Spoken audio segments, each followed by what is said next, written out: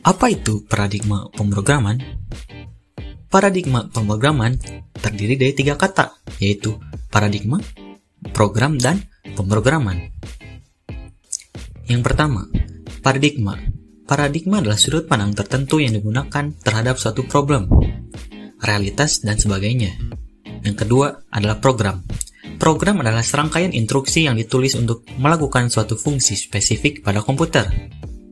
Dan yang ketiga adalah pemrograman.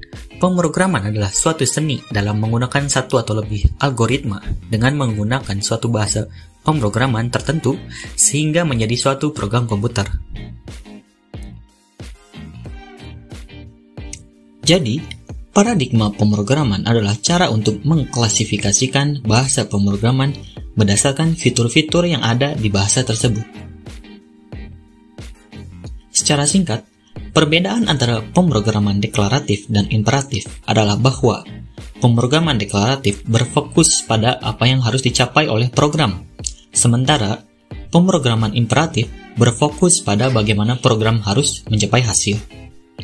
Di video kali ini, kami akan fokus kepada bagian pemrograman imperatif. Pemrograman imperatif dibagi menjadi 3 bagian, yaitu yang pertama, prosedural. Adalah suatu metode pemrograman yang mengeksekusi perintah atau operasi secara berurutan. Yang kedua, paralel. Adalah suatu metode pemrograman yang memungkinkan mengeksekusi 2 atau lebih perintah atau operasi secara bersamaan.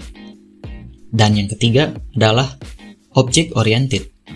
Adalah suatu metode pemrograman yang berorientasi pada objek, yang dimana setiap bagian pemasalahan itu adalah objek.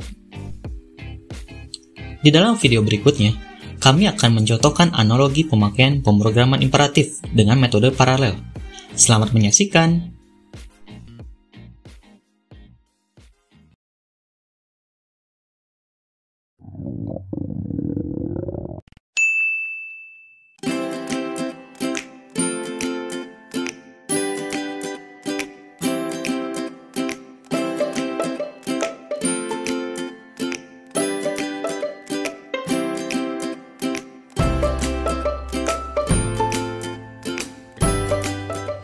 Pertama, nyalakan kompor. Setelah itu, masukkan minyak goreng ke dalam wajan. Tunggu hingga minyak goreng panas.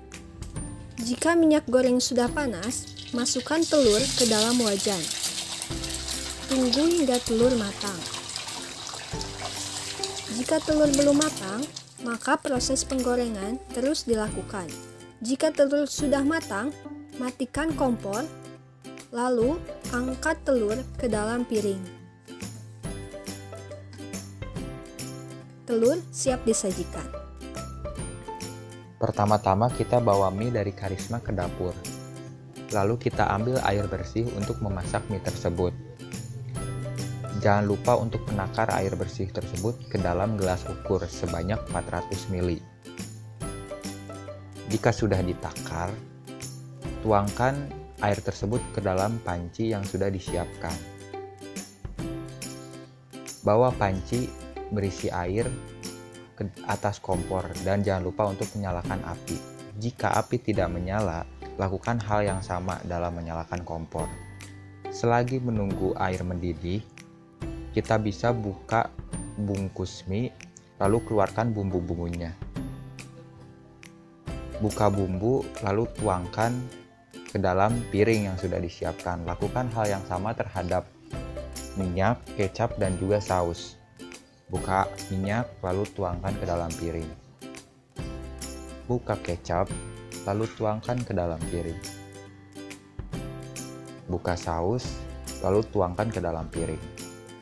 Setelah itu kita cek apakah air sudah mendidih. Oh, ternyata belum. Kita tunggu lagi. Pengecekan yang kedua, kita cek lagi apakah air sudah mendidih. Ternyata sudah. Kita masukkan mie yang sudah disiapkan ke dalam panci yang berisi air mendidih. Tunggu sekitar 2-3 menit. Kita cek lagi apakah mie-nya sudah matang. Ternyata belum. Kita tunggu lagi. Lakukan pengecekan kembali terhadap kematangan mie. Oh, ternyata mie-nya sudah matang. Matikan kompor, lalu tuangkan mie ke dalam saringan yang sudah disiapkan. Lalu tiriskan mie tersebut. Jika mie sudah tiris, tuangkan ke dalam piring yang sudah berisi bumbu-bumbu. Aduk mie tersebut hingga rata. Jangan sampai ada bumbu yang tersisa. Nah, setelah itu kita tuangkan bawang di bagian akhir sebagai pelengkap dari mie goreng tersebut.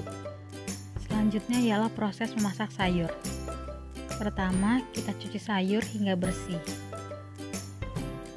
Setelah sayur sudah dicuci dengan bersih, kita potong sayur yang dimulai dengan bagian bawahnya yang akan kita sisihkan. Lalu kita lanjutkan dengan memotong bagian sisanya dengan ukuran yang diinginkan. Lalu setelah dipotong-potong, kita masukkan potongan sayur tersebut ke dalam sebuah wadah. Selanjutnya kita akan mengambil panci, menyalakan keran dan mengisi dengan air. Kita lakukan pengecekan terhadap air. Apabila masih kurang, maka kita isi lagi. Jika sudah cukup, selanjutnya kita akan menyalakan kompor dan menaruh panci yang sudah berisi air tersebut ke atas kompor.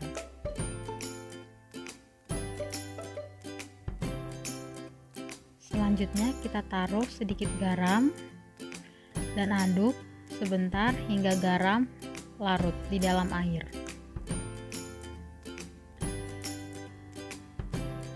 Sekarang kita lakukan pengecekan terhadap air. Apabila air belum panas, kita tunggu, dan jika air sudah panas, kita masukkan sayur yang sudah kita potong-potong tadi dan kita aduk sebentar.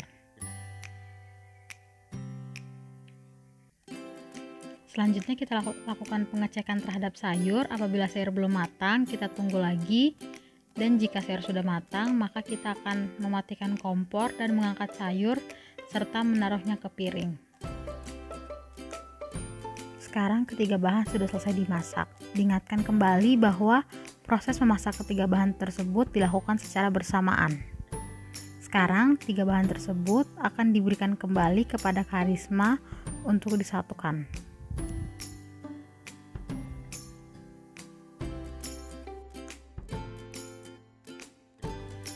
Masukkan sayur ke dalam mie dan masukkan telur ke dalam mie. Mie siap disajikan.